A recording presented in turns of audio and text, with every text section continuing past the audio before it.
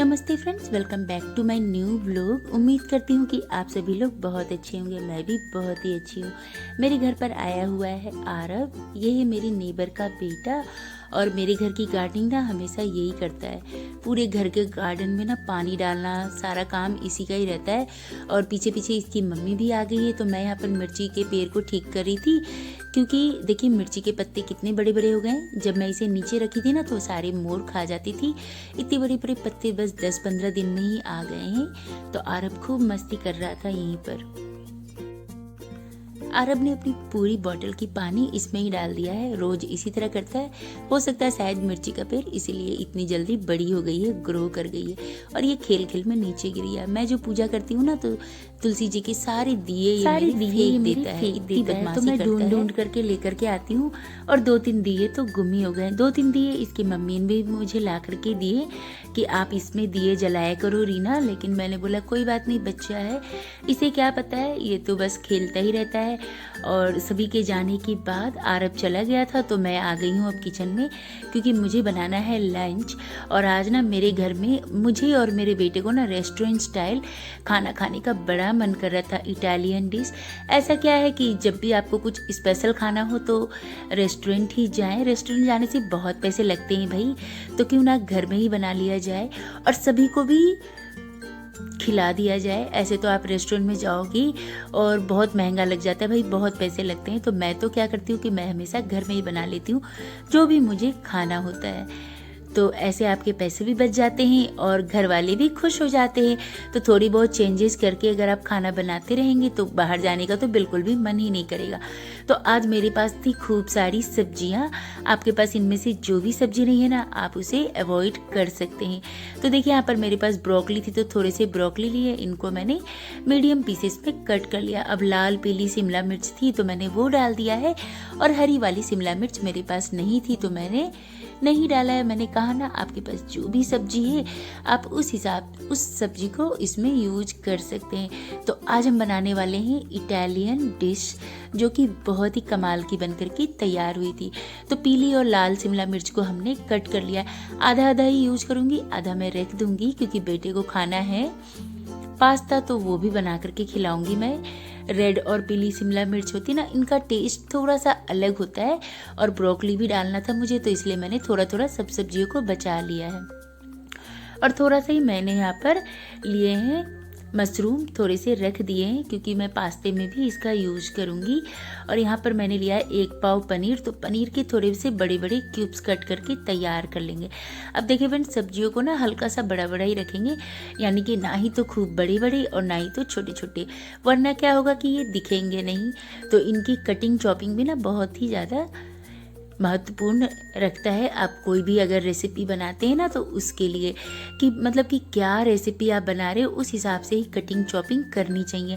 तो चलिए, अदरक लहसुन बिल्कुल बारीक बारीक मैंने काट लिया है और हरी मिर्च भी कट कर लिया है। 1 प्याज को मैंने बिल्कुल बारीक काटा और 1 के लच्छों को अलग कर लिया है। अब बना लेते हैं हम इटालियन रेसिपी। आप लोग मुझे कमेंट करके इसका नाम बताइएगा कि ये क्या चीज़ है। तो चलिए, मैंने बहुत कम तेल मसाले में इस रेसिपी को बनाया है।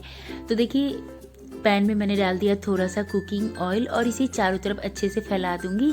जब पैन अच्छे से गर्म हो जाएगा ना, तभी इसमें मैं डालूंगी पनीर। नहीं तो क्या होगा कि पनीर ना पैन में चिपक जाता है, फिर ये छूटती बिल्कुल भी नहीं है और पनीर भी टूट जाते हैं। थोड़े से बड़े बड़े पीसेस मैंने पनीर के रखे हैं। इसमें अब हम डालेंगे थोड़े से मसाले, ताकि जब हम खाएं तो पनीर बिल्कुल भी फीके फीके से ना लगे। थोड़ा सा नमक डाला है, थोड़ी सी लाल मिर्ची, थोड़ी सी हल्दी पाउडर डालेंगे और इनको अच्छे से टॉस कर लूंगी मैं इसी तरह से पैन से ही। आप चाहो तो इसे स्पून से भी मिक्स कर सकते हैं।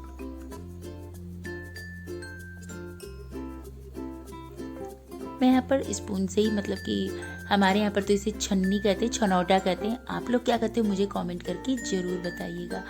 तो देखिए, पनीर अच्छे से मिक्स हो गया है। बस 1 से 1.5 मिनट के लिए मैंने इनको फ्राई कर लिया है हाई फ्लेम पर। इससे ज़्यादा अगर आप पनीर को फ्राई करेंगे ना तो ये बिल्कुल च्यू लगेगी खाने में। इस तरह से जब आप पनीर को फ्राई करके डालते हैं ना तो बहुत ही टेस्टी लगती है। लेकिन हमेशा पनीर को ना मीडियम टू हाई फ्लेम पर फ्राई करें, और ज़्यादा देर के लिए तो बिल्कुल भी नहीं करना चाहिए। नहीं तो क्या होता है, पनीर च्यू लगते हैं खाने में, फिर ये बिल्कुल भी आपको सॉफ्ट नहीं लगेंगे। तो मेरी पनीर तो बिल्कुल ही फ्रेश थी और मैंने 1 से 1.5 मिनट के लिए इनको हल्का सा टॉस कर लिया, यानी कि भून लिया है। इससे ज़्यादा हम इसे नहीं भूनेंगे। अब देखिए पनीर हमारी बिल्कुल सॉफ्ट है, एकदम च्यू नहीं लग रही थी खाने में। इस तरह से पनीर को फ्राई करते हैं ना तो रेसिपी बहुत ही अच्छी बनती है। तो चलिए अब मैं इस पैन में ही डालूंगी थोड़ा सा कुकिंग ऑयल, और 1 छोटी चम्मच के करीब मैंने कुकिंग ऑयल का यूज किया है।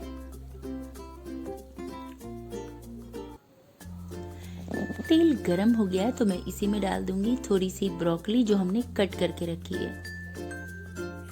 ब्रोकली के साथ साथ बाकी की सब्जियां भी हम इसी में डालेंगे।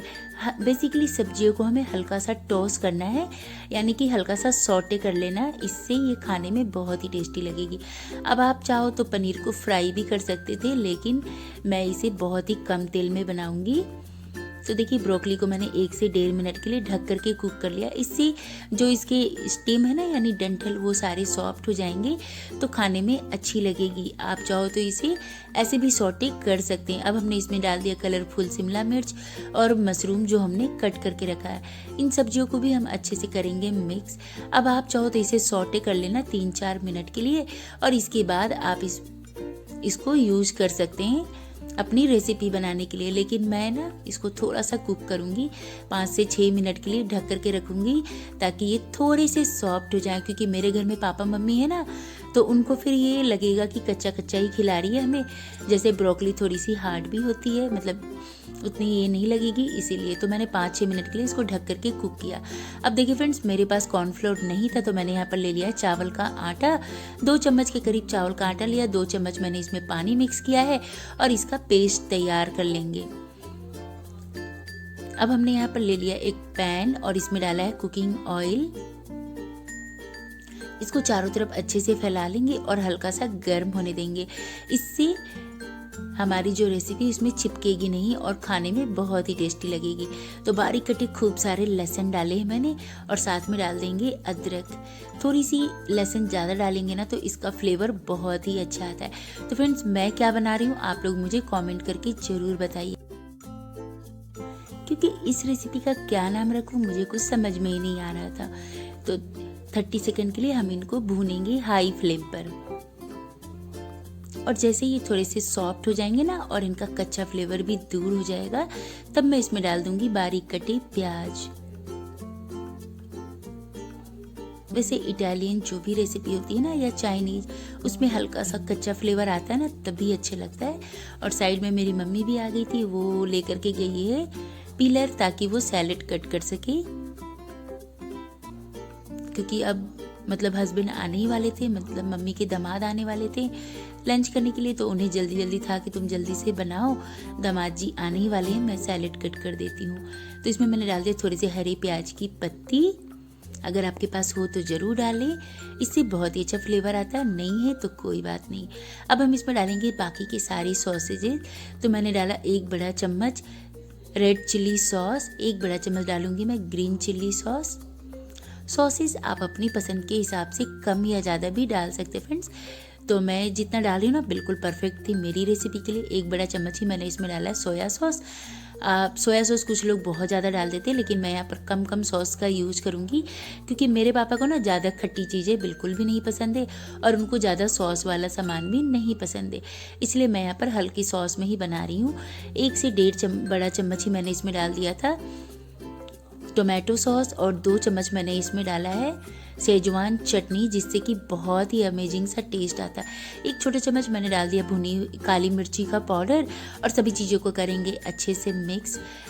अब सब्जियों को फ्राई करते समय ना हमने थोड़ा सा नमक डाला था, तो इस टाइम पर मैं नमक नहीं डाल रही हूँ, क्योंकि सॉस में भी नमक होता है, तो आप पहले टेस्ट कर ले उसके बाद ही डालें। अच्छे से सॉस भून गई थी तो मैंने इसमें डाल दिया चावल के आटे का घोल जो हमने तैयार करके रखा था। आप चाहो तो इसमें कॉर्नफ्लोर का घोल भी डाल सकते हैं, लेकिन मेरे पास नहीं था तो मैंने चावल के आटे का ही यूज करके घोल बना लिया है।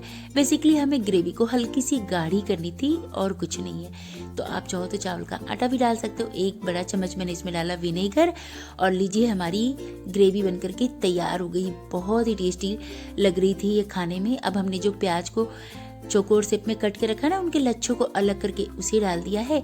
और बाकी की जो सब्जियां थी ना, हमने जिनको सौटे करके रखा है, उसे डाल दिया है। तो देखिए फ्रेंड्स, अगर आप किसी भी तरीके से सब्जी बनाओगे ना, तो बच्चे सब्जी नहीं खाने वाले हैं। लेकिन जब आप इस तरह से उनको बना करके दीजिएगा ना, तो गारंटी से कहती हूँ कि बच्चे क्या, बड़े भी उंगलियां चाट चाट करके खाएंगे और दोबारा से बनवाने की भी जिद करेंगे। तो मैंने ऊपर से थोड़े से और प्याज डाल दिए ताकि ये बिल्कुल रेस्टोरेंट जैसा ही लगे, दिखने में भी और खाने में भी। तो चलिए, हमारी तैयार हो गई है। इसे क्या बोलूँ मैं, मुझे खुद नहीं समझ में आ रहा था। तो तैयार हो गया, तो मैंने इसे साइड में रख दिया। अब हम बनाएंगे हर्ब राइस, जो इसके साथ बहुत ही टेस्टी लगेगी। इन दोनों का कॉम्बिनेशन माइंड ब्लोइंग लग रहा था। तो कढ़ाई में मैंने डाला 1 चम्मच कुकिंग ऑयल और इसमें मैं डाल रही हूँ अब 1 क्यूब्स बटर के, और इसे अच्छे से मिक्स करेंगे। आप चाहो तो इसमें देसी घी का भी यूज कर सकते हैं अगर आपके पास बटर नहीं है तो। लेकिन इटालियन या चाइनीज रेसिपी में ना बटर का ही यूज होता है, देसी घी का यूज नहीं होता है। तो मैंने बटर डाला है। बारीक कटे लहसुन डालेंगे, खूब सारे हरी मिर्च, धनिया पत्ती डालेंगे खूब सारा, और इनको हमने हल्का सा सौटे कर लेना है। 30 से 40 सेकंड के लिए बस हम इनको सौटे करेंगे।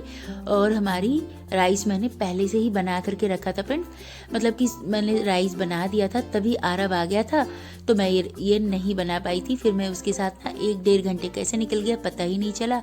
तो मैंने सोचा कि कोई बात नहीं, इसे बनाने में ज़्यादा समय तो बिल्कुल नहीं लगता है, तो फटाफट मैंने ये बना दिया था।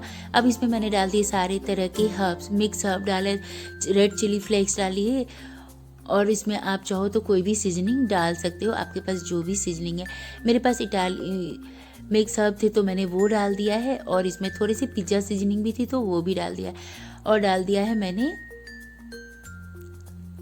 थोड़ी सी काली मिर्ची का पाउडर, और इसके बाद नमक डाला है।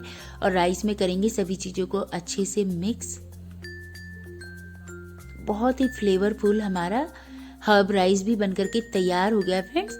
तो ये देखिए कितना टेस्टी लंच हमने बना लिया बहुत ही कम समय में, और रेस्टोरेंट जाने की ज़रूरत भी नहीं पड़ी। तो बहुत सारे पैसे खर्च करने की बिल्कुल भी ज़रूरत नहीं है।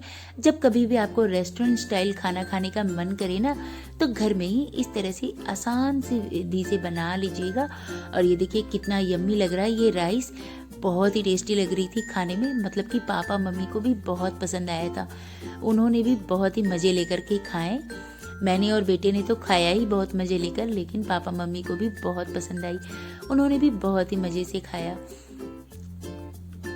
अब ग्रेवी इस सब्जी में आप अपने हिसाब से रख सकते हैं। मैंने ये देखिए फ्रेंड्स हल्का सा सेमी रखा है, मतलब कि ना ही तो ज़्यादा गाढ़ा और ना ही तो पतला, ताकि हम इसे राइस के साथ इजीली खा सकें। बहुत ही टेस्टी है, बहुत ही डिलीशियस लग रही थी, और सारी सब्जियां भी है, बहुत ही कम तेल मसाला, हेल्दी सी रेसिपी बनकर के तैयार हो गई है। तो बच्चे क्या, बड़े भी उंगलियां चाट चाट करके खाएंगे।